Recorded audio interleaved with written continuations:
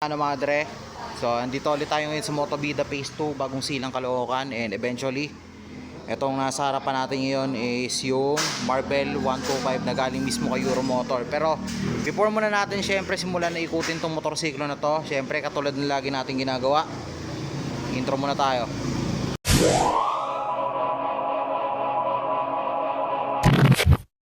Mga dre, kagaya nung sinabi ko kanina, Euromotor Marvel 125, which is eto, matagal na tong unit ni Euromotor sa kanilang lineup, and at the same time sa mga hindi pa nakakaalam is etong unit na to is kabilang siya sa underbone category.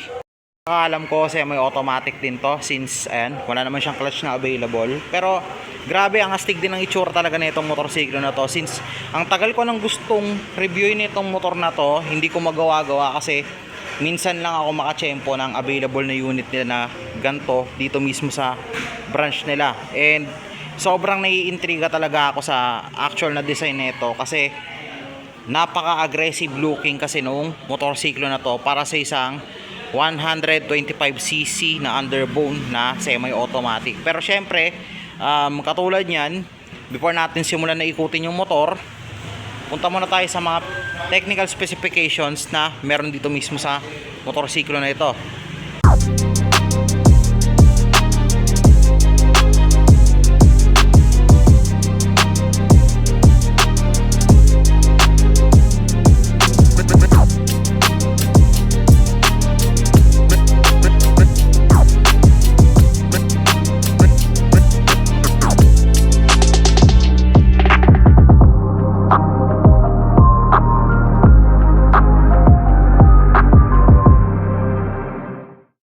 Dito mismo sa kanyang head cowling, alam ko marami na naka-obserba nito, and at the same time kahit ako na-obserbahan ko rin na itong actual na head cowling niya, pati ito mismo headlight niya is medyo may pagkakawig na ng konti dun mismo sa version 3 ng Sniper na in-release dati ni Yamaha. And bukod pa ron, dito mismo sa kanyang head cowling is sobrang bumagay talaga dito mismo sa actual na forma ng motor, and mapapansin din natin mabuti dito mismo sa actual na color combination niya, kung paano in-implement yung actual na design, including din dito mismo sa may bandang front fairing nung mismong motorsiklo na to. Ayan, makapansin natin dito, ayan, dito mismo sa may bandang gitna, ayan, puro patulis yan dito mismo pataas, tapos dito mismo pababa, na para bang meron siyang air scoop dito mismo sa may bandang gitna for aerodynamics. Bukod pa dyan, isa pa sa mga napansin ko rito is yung ilaw niya dito mismo sa kanyang headlight is naka LED lights na rin po ito, mga dre. So dito naman sa may bandang baba, ayan, ito lang ang halos na iiba na ito lang ang halos na naiiba dito mismo sa motorsiklo na to pagdating sa front light system nito, which is etong actual na frontline system nito, kabilaan yung turning lights niya dito mismo sa may bandang harapan. Ayan, tutok natin ang maputi dito mismo sa may bandang harapan. Yung kanyang turning lights dito is naka bulb type pa rin. Then meron din siya naka-integrate dito na DRL or daytime running light dito mismo sa magkabilang gilid. Then punta tayo dito mismo sa may bandang baba. Ayan, suspension muna tayo dito, mga dre. So front suspension nito is naka telescopic fork suspension, naka round type na rin yung kanyang disc brake with matching dual piston caliper na rin dito mismo sa kanyang braking system sa harapan. Ordinary disc brake pa lang to, mga dre, take note na. Tapos ang actual na size ng gulong nito is nasa 70 by 90 by 17 dito mismo sa may bandang harapan. Naka tubeless na rin ito, and at the same time naka wheel mags na rin ito.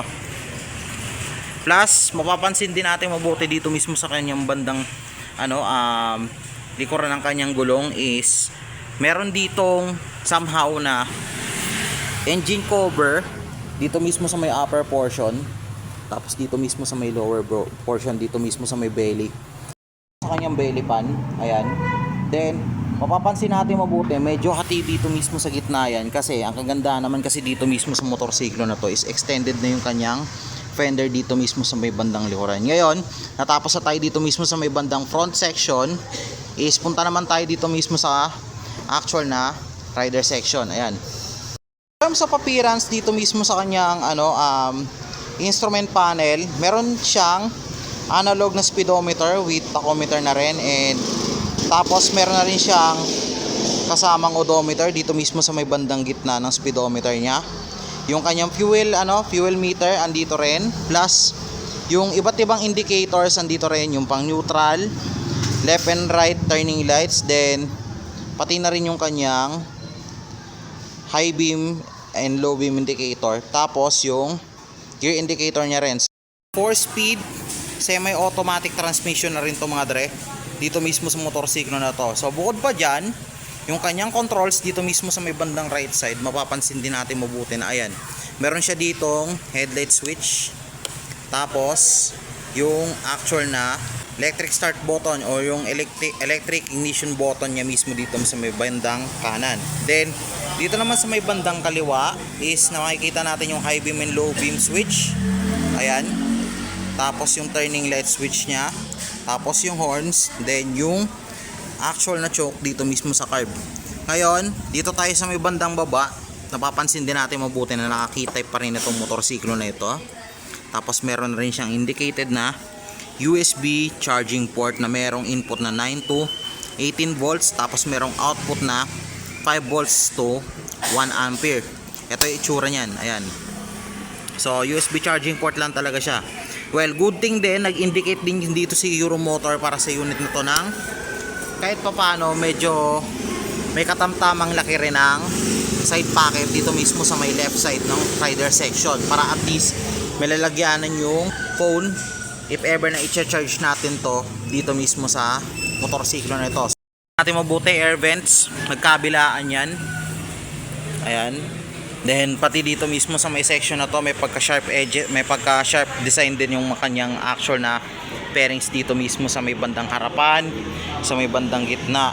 Then ayan, ito yung shifting pedal niya or yung gear shifting pedal niya. Das yung kanyang foot peg para sa rider section. Ayan. At pagka malambot din yung rubber, so komportable ito tungtungan ng paa. Hindi na ako magtataka kung bakit ang daming kumukuha ng motor na to. Ayan. Tapos meron din siyang side stand, center stand din. Sa kabila naman, nandito yung actual na brake pedal niya for foot brakes. Plus meron din ganun din, naka-rubberized din yung kanyang kabilaan naman yan foot pegs dito mismo sa mismong rider. Then ito yung kickstart niya, included na rin to. So if ever na merong hindi naman natin hinihingi, biglaan na mangyari na maubusan to ng battery or power, or hindi gumana tong electric start button niya, pwede natin gamitin to dito mismo sa motorsiklo na to para mapaandar yung motor. So good goods to para kay Marvel 125. Pakaganda rin. Ayan. Seats, malambot to Then yung cushion na yung actual na leather na ginamit dito, medyo pagkamagaspang. So expect natin na itong actual na unit na to is hindi siya ganun ka madulas kapag basa yung kanyang upuan. Same din to sa OBR, ayan, malambot din. So hindi man ganun kalaki, sureball pa rin yung pagiging nito, yung comfortability nito in terms of OBR the same time. Then ito, foot pegs for OBR. Ano to? Easy to access. Ito ang kagandaan dito mismo sa motorsiklo na to. Ayan, easy to access tong foot pegs niya sa OBR. Naka-upright position din yung kanyang exhaust. Parang sports na rin. Pang sports na rin talaga yung actual na design ng exhaust niya. Yung pinaka-stock exhaust niya. Then, ayan, naka-chain drive na rin ito mga dre. Since semi-automatic nga. Adjustable din yung kanyang swing arm dito, so pwede pa nating ilayo yan if ever na hihigpitan natin ang bahagya yung neto, sprocket chains neto dito mismo sa motorsiklo na to. Bukod pa dyan, ito mismo is naka dual shock suspension na rin ito dito mismo sa may bandang likuran. Yan yung mga naobserbahan ko dito mismo sa motorsiklo na to. Bukod pa dyan na meron siya ditong maliit na tire hugger dito mismo sa loob. Tapos ayan, papunta tayo dito mismo sa may bandang kabila. Ayan, mapapansin din natin mabuti na naka drum brake lang din po itong brake system niya sa may bandang likod. Ayan po yung actual na itsura nung brake niya dito sa likuran. Tapos size tayo ng gulong. Since naka wheel mags to, expect natin naka tubeless na rin to. Wanda pa lang ginamit dito na brand, no? Ang size na itong gulong nito sa likod is nasa 100 by 18 by 17. Yung pinaka-actual size ng gulong na ito dito mismo sa may bandang likuran. Then, ano pa ba na-obserbahan ko dito? Ayun o. Eh, pagka matulis din yung kanyang grab bar plus yung kanyang tail dito mismo sa likod. Niya, which is yung tail light niya, kanyang turning lights dito mismo sa may bandang likod. Ito, isa pa, pansin ko rin na medyo may kalakihan din yung fender niya dito mismo sa may bandang likuran. With matching plate light na rin dito mismo sa ilalim. Hindi ko lang matutok na maayos kasi medyo nandito ako sa likod eh. Pero okay lang. Goods naman din yung pwesto ko. At least nade-demo ko sa inyo na maayos yung size ng fender. Which is fit na fit naman talaga dito mismo sa size ng gulong ng Marvel dito mismo sa may rear side. Tapos may plate light na rin to. Lagyan ng plate. Yan din yung mga nakasama dito mismo sa act unit na ito. Gusto natin yung overall na walkthrough dito mismo sa motorsiklo na to. I think it's about time na rin para try natin i-sit test tong unit na ito. Sa kasamaang palad, wala na akong tripod. Gawa na muna natin ang discard to. Testingin na natin.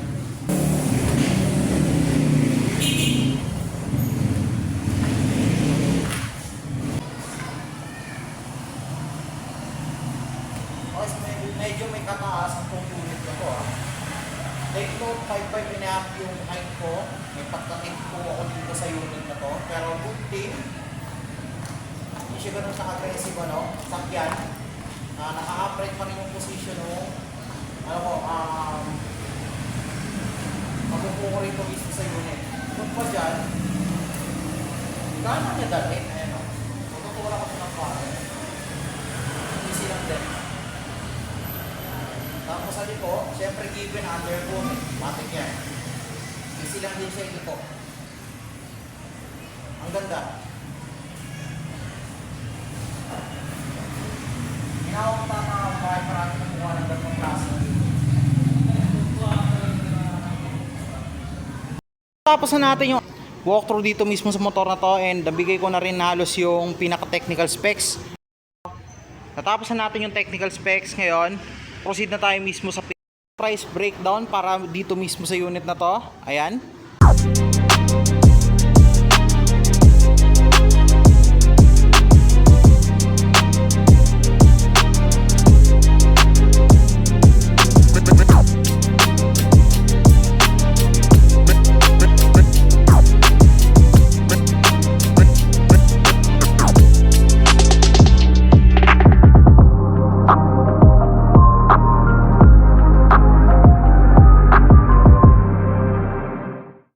Pansin nyo mabuti madre, napakamura lang ng unit na ito kung tutusin, pati na rin sa kanyang down payment and also ganun din sa kanyang 36 months na monthly amortization niya. So sa lahat ng mga gusto mag-inquire, gustong bumili or kumuha ng installment para dito mismo sa motor na to, feel free lang na mag-comment dito mismo sa baba, magtanong. And also sa lahat ng mga nakarekta dyan mismo sa FB, pwede nyo ako i-PM dito mismo sa page, which is ayan, check nyo na lang dito mismo sa baba. So again, ganito na lang muna tayo para sa unit na to, Marvel 125 galing kay Euro Motor. So ayun, hanggang dito na lang muna tayo. Japs out, ingat kayo palagi.